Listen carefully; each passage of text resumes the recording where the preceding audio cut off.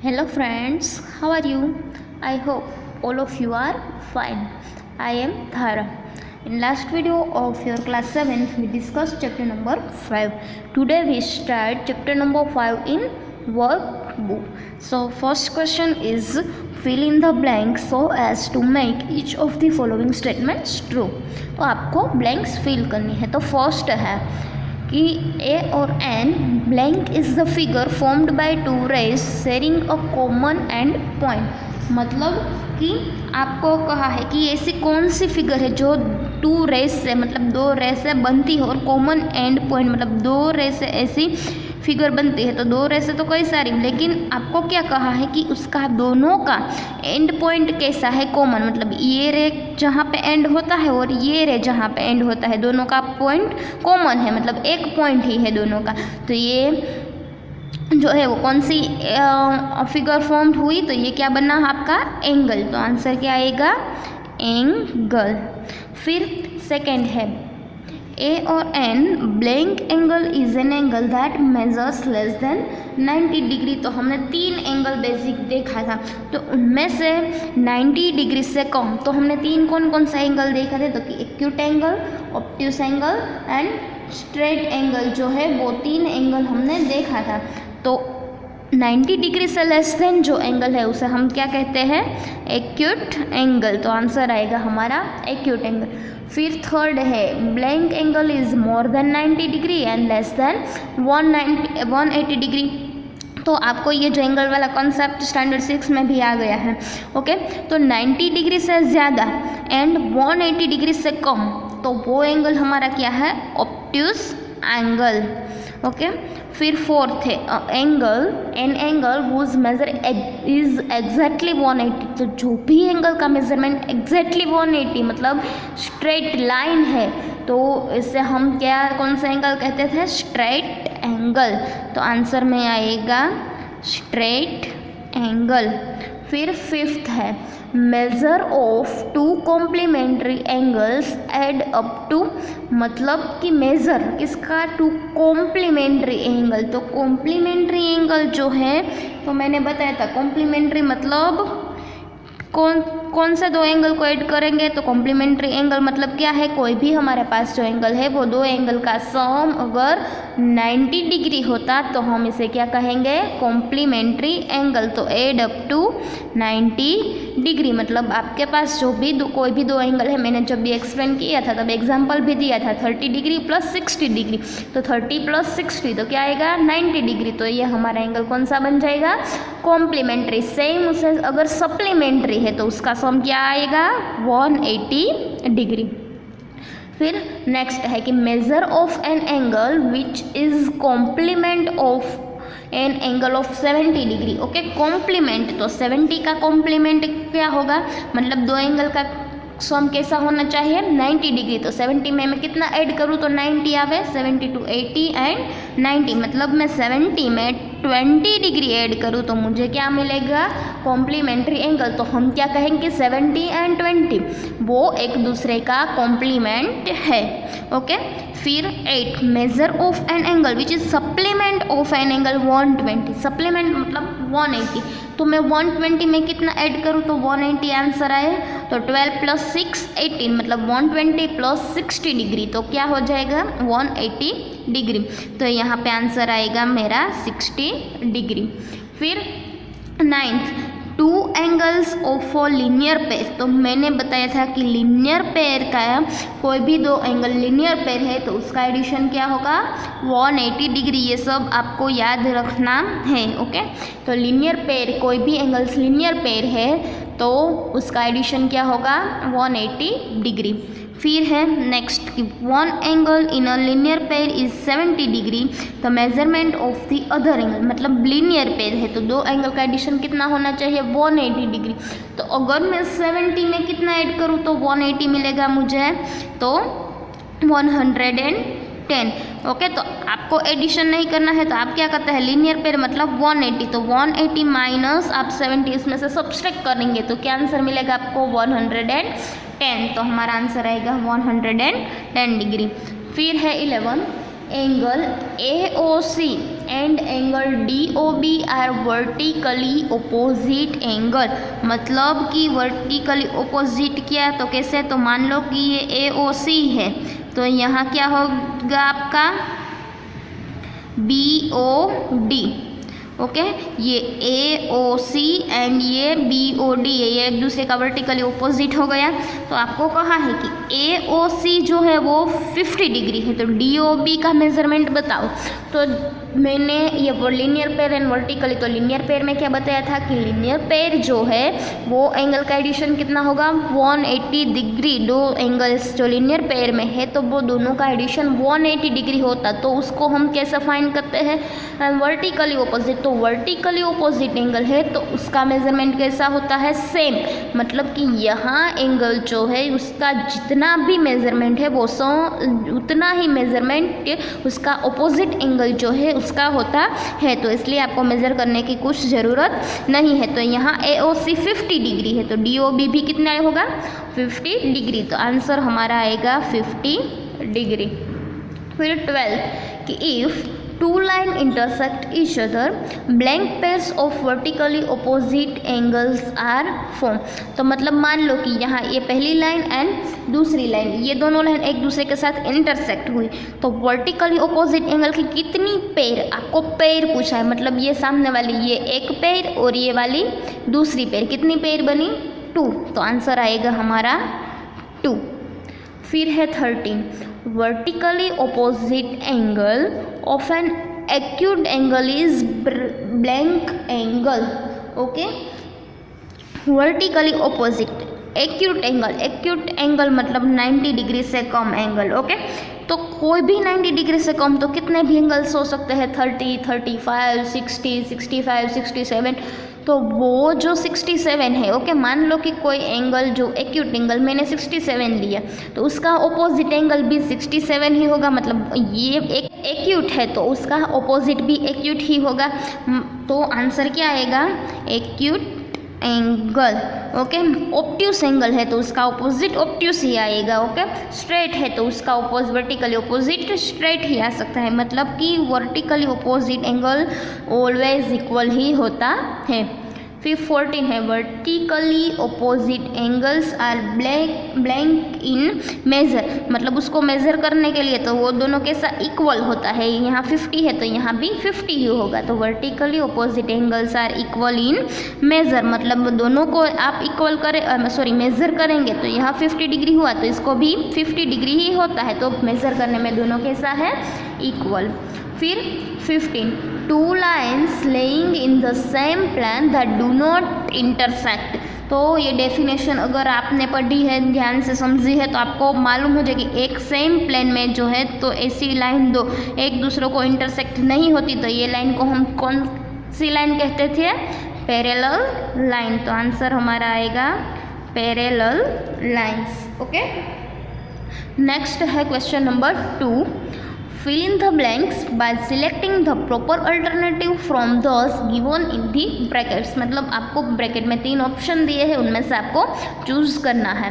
तो फर्स्ट है a blank has neither starting point nor ending point, मतलब ऐसा कौन सा है कि जिसको स्टार्टिंग पॉइंट भी नहीं होता और एंडिंग पॉइंट भी नहीं होते, तो हमने लाइन सेगमेंट एंड रे तीनों के बारे में देखा है, तो किसको इसे हम लाइन सेगमेंट कहते हैं, तो उसको तो स्टार्टिंग एंड एंडिंग पॉइंट होता है, इसको क्या कहते हैं रे, तो उसको भी स्टार्टिंग पॉइंट कहते हैं, और इसको क्या कहते हैं हम लाइन, तो इसको स्टार्टिंग उसके दोनों एंड पे क्या होता है एरोज होते हैं, पॉइंट नहीं होते, तो आंसर में क्या आएगा रे, क्या आएगा रे। फिर इसको लाइन कहते हैं तो आंसर में आएगा लाइन। फिर सेकेंड है a blank has one and point, तो ये तीनों फिगर में से एक पॉइंट कौन सी फिगर में है दूसरी फिगर में, तो इसे क्या कहते हैं हम रे, क्या कहते हैं रे, तो इसके आंसर में आएगा रे।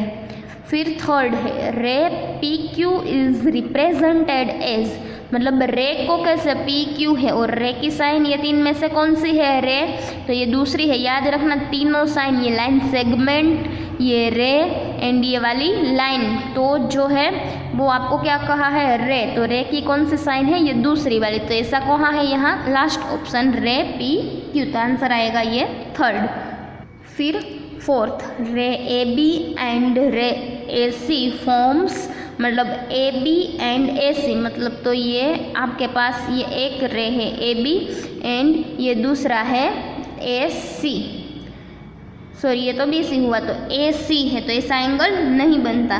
तो कौन सा एंगल बनता है यहाँ आपको ध्यान से देखना है। आपको कौन कौन से रो, पहले तो आपको यहाँ क्या आएगा बीच में, तो मैंने बताया थी जब भी एंगल्स बनते हैं तो दोनों रे जो होता है उसका कॉमन पॉइंट होता है, वो यहाँ कॉमन उसका वर्टेक्स होता है। तो ये दोनों में कॉमन क्या है, ए। कैसे एंगल फॉर्म करना है याद रखना, ये दोनों में कॉमन क्या है, ए। तो ऑलवेज ये आप कोई भी एंगल्स ड्रॉ करते हैं तो जो दोनों में जो कॉमन है वो यहाँ कॉमन वर्टेक्स में आएगा, तो ये यहाँ पे आएगा। फिर ए बी, तो ये ए बी रे बन गया एंड दूसरा ए सी, तो ये ए सी रे बन गया। अब कौन सा एंगल बना, यहाँ से हम स्टार्ट करेंगे, तो एंगल बी ए सी, तो क्या एंगल बनेगा, बी ए सी। अगर आपको ऐसे ड्रॉ नहीं करना तो आप इसे देख के ही बता सकते हैं कि दोनों में जो भी कॉमन पॉइंट है वो हमारा क्या आएगा, कॉमन वर्टेक्स, मतलब वो हमारा सेंटर वाला पॉइंट है। तो दोनों पहले ये रे में देखो कॉमन क्या है, ए। तो तीनों ऑप्शन में देखो कि कौन सा ऐसा ऑप्शन है जिसमें ए सेंटर में है। तो यहाँ ए देखो सेंटर में है, तो कि हाँ यहाँ ये दोनों में ए सेंटर नहीं है, तो हमारा आंसर ये आ सकता है। ओके, तो आंसर आएगा ये एंगल बी ए सी। फिर फिफ्थ है, the common point where angle is formed is called blank. तो मैंने अभी बताया ये हम कॉमन पॉइंट है दोनों का, तो इसे हम क्या कहते हैं, कॉमन वर्टेक्स। क्या कहते हैं, वर्टेक्स। तो आंसर हमारा आएगा वर्टेक्स। फिर sixth, angle M N O and angle P Q R are blank angles if angle MNO are 35 degree and angle PQR is 55 degree। तो सप्लीमेंट्री है, करेस्पॉन्डिंग है कि कॉम्प्लीमेंट्री। तो कैसे मालूम पड़ेगा, हम दो एंगल का सम करेंगे, तो 35 डिग्री प्लस 55 डिग्री, 5 + 5 0, कैरी 1 यहाँ, 5 + 3 6 7 8 एंड कैरी 1 90 डिग्री। तो दोनों का एडिशन क्या हुआ, 90 डिग्री। मतलब जो भी एंगल, दो एंगल का एडिशन 90 डिग्री होते हैं तो उसके हम कौन सा एंगल कहते हैं, उसको कॉम्प्लीमेंट्री एंगल। तो आंसर में क्या आएगा, कॉम्प्लीमेंट्री। फिर seventh, if two angles are supplementary as well as vertically opposite angle then each angle measures, मतलब supplementary तो दो एंगल का मेजरमेंट कैसा होना चाहिए, 180 डिग्री। और दूसरा का है वर्टिकली ऑपोजिट है, मतलब दोनों का सेम होता है। तो अगर मैं पहले 45 डिग्री है यहाँ, तो 45 + 45 करूँ तो आंसर 90 डिग्री होगा। तो अगर दो एंगल का सम 90 डिग्री होता है तो हम इसे सप्लीमेंट्री कह सकते हैं, नहीं। क्यों नहीं, क्योंकि अगर सम 180 डिग्री हो तो ही हम क्या कह सकते हैं, उसको सप्लीमेंट्री। फिर 90 डिग्री, तो 90 + 90 तो इसका सम 180 डिग्री होगा, तो कि हाँ यहाँ 180 तो 180 + 180 तो इसका सम होगा 360।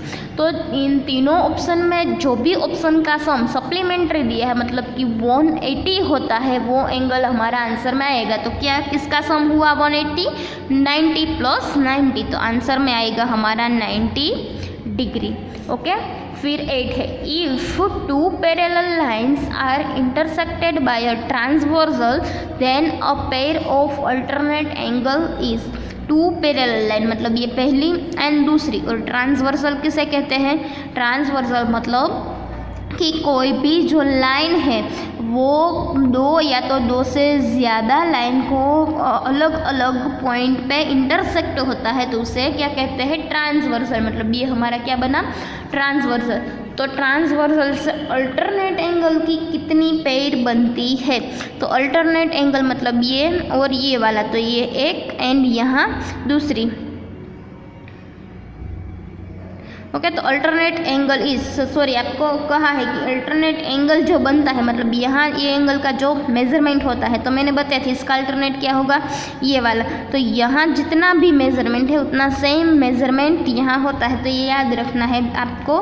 ट्रांसवर्सल में भी अल्टरनेट एंगल का मेजरमेंट कैसा होता है, इक्वल। तो आंसर हमारा आएगा इक्वल। फिर 9th है, a supplement angle of a right angle measure. Right angle मतलब 90 डिग्री, तो 90 डिग्री का सप्लीमेंट, सप्लीमेंट मतलब कि क्या होना चाहिए, सम 180। तो 90 डिग्री में मैं कितना ऐड करूँ तो 180 मिले, तो 90 प्लस 90, तो आंसर मेरा आएगा 90 डिग्री। फिर है one straight angle equal to blank right angle. Straight angle मतलब ऐसा एंगल, स्ट्रेट एंगल का मेजरमेंट कितना होता है 180, तो 90 डिग्री यहाँ क्या होता है, यहाँ 90 डिग्री। तो राइट एंगल मतलब 90 डिग्री, तो कितना बनता है यहाँ एक स्ट्रेट एंगल में से राइट एंगल, तो ये पहला और ये वाला दूसरा, मतलब 180 डिग्री है, तो उनमें से कितना राइट एंगल बनेगा, पहला एंड ये दो, मतलब 2 राइट एंगल बनता है, तो आंसर में आएगा 2। फिर 11, hands of a clock makes blank angle at 1 AM, मतलब ये 12, ये 3, 1 and 2, 1 AM मतलब ये 1 हुआ, ओके, टाइम 1 o'clock है, तो कितना कौन सा एंगल बना, एक्यूट, राइट एंड ऑब्ट्यूज। सब आपको देख के ही मालूम पड़ना चाहिए कि ये 90 से कम है, तो ये कौन सा एंगल होगा, एक्यूट एंगल, तो आंसर में आएगा एक्यूट एंगल। फिर 12th है कि hands of clock makes blank eight angle 6 PM मतलब 6, तो यहाँ 12 यहाँ 6, ये स्ट्रेट एंगल मतलब 6 है तो स्ट्रेट हो जाता है दोनों हैंड, तो कौन सा एंगल यहाँ पे बनता है, स्ट्रेट एंगल, तो आंसर में आएगा स्ट्रेट। 13 है, the supplement of an acute angle is always blank angle. Acute angle मतलब कि 90 डिग्री से कम, ओके, तो 90 डिग्री से कम कोई भी एंगल है, मान लो कि 70 डिग्री, मुझे कौन सा एंगल बनाना है 180 डिग्री, तो मैं 70 डिग्री में कितना ऐड करूं, तो 70 डिग्री में मैं अगर 110 ऐड करूं तो मुझे क्या मिलता है 180 डिग्री। तो कोई भी एक्यूट एंगल मतलब 90 से कम है तो उसको आपको सप्लीमेंट बनाना है, तो 90 डिग्री से अगर आप ज़्यादा ऐड करोगे तो ही वो 180 बन पाएगा। तो 90 डिग्री से ज़्यादा तो उसको हम कौन सा एंगल कहते हैं, ऑब्ट्यूज एंगल। तो वन एंगल एक्यूट है एंड दूसरा ऑब्ट्यूज है, तो ही अगर वो ऐसा है तो ही वो सप्लीमेंट बन पाएगा। मतलब एक एक्यूट एंगल है तो ऑलवेज दूसरा एंगल ऑब्ट्यूज होगा तो ही वो सप्लीमेंट हो सकेगा एक दूसरे का, ओके। तो आंसर में आएगा हमारा ऑब्ट्यूज एंगल। फिर है 14, N angle which is double of it supplement is blank, okay. तो आपको क्या क्या है, angle which is double of it supplement, तो सप्लीमेंट जो भी एंगल है सप्लीमेंट उसका डबल, तो इनमें क्या आंसर आएगा, डबल ऑफ इट सप्लीमेंट, तो सप्लीमेंट का डबल, तो आपका आंसर आएगा 120 डिग्री, ओके। फिर है 15, sum of interior angles on the same side of transversal of 2 parallel lines. तो इंटीरियर एंगल्स किसका कहा है आपको, इंटीरियर एंगल्स की बात कर रहे हैं। पहले आप ये ड्रॉ कर लो, फिर सेम साइड ऑफ ट्रांसवर्सल, ये ट्रांसवर्सल है उसकी सेम साइड, मतलब ये साइड की बात करो या तो ये साइड की, दोनों सेम है, उसका इंटीरियर मतलब ये वाला एंड ये वाला, तो ये जो शेप है तो ये दोनों का सम क्या होता है, ऑलवेज 180 डिग्री। तो ये भी आपको याद रखना है कि ये इंटीरियर एंगल है और ट्रांसवर्सल की सेम साइड की बात कर रहे हैं, तो ये दोनों का सम कैसा होगा 180 डिग्री। मान लो कि यहाँ आपको दिया है कोई भी मेजरमेंट 80 डिग्री, तो ये एंगल का सम आपको कहा है कि ये एंगल का मेजरमेंट कितना होगा, तो आपको क्या करना है, आपको याद रखना है कि ये दोनों का सम कितना होगा 180। तो 180 में से 80 सब्सट्रैक्ट करो तो क्या आंसर मिलेगा 100 डिग्री, तो इसका 80 डिग्री होगा, तो इसका क्या होगा 100 डिग्री, ओके। तो फिर नेक्स्ट क्वेश्चन नंबर 3 है, select the proper option ABCD from the given option so that the statement becomes true and right that in the box. मतलब MCQs जो है वो आपको अपने आप सोल्व करने की ट्राई करनी है और इसका आंसर भी लिख लेना है। सभी लोग आप मैं जब भी बोलती हूँ सोल्व करने की तो कोई सोल्व भी नहीं करते और मुझे अपने ऐसे ही दिखा देते हैं। ऐसे नहीं दिखाना है, आपको सोचना है, डेफिनेशन रिवाइज करनी है। अगर नहीं पता है तो उसका ये चैप्टर का जो एक्सप्लेनेशन वीडियो है वो देखो, उनमें से वो टॉपिक फाइंड करो और देखो कि आंसर क्या है। ऐसे करके आपको क्वेश्चन नंबर 3 तक आज वर्कबुक में कंप्लीट कर लेना है। और किसी को कोई भी टॉपिक या तो कोई भी क्वेश्चन समझ में नहीं आया है तो मुझे कमेंट करके बता सकते हो। Thank you.